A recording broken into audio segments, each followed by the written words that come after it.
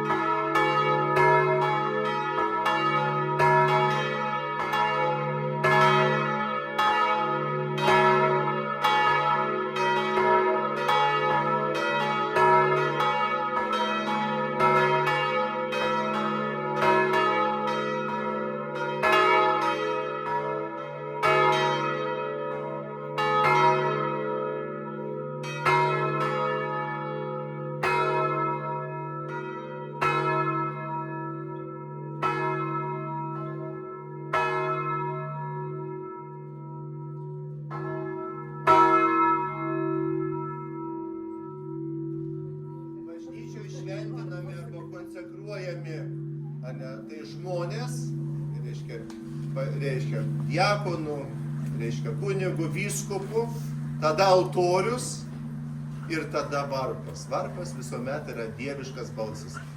Balsas kviečiantis žmogų prisiminti, kaip Hemingvėjus yra parašęs, neklausk, kam skambina varpai, jie skambina tau. Jie visą laiką džiaugsmo ir skausmo valandomis buvo liejami varpai, kad gydytų, pavyzdžiui, nuo maro.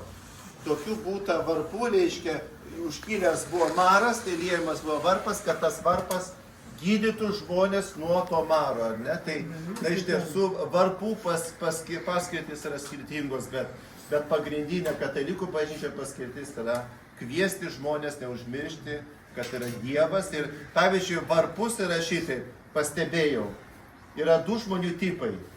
Tie žmonės, kurie nemėgsta varpų skambesio, jie nemėgsta bažnyčios ir Dievo.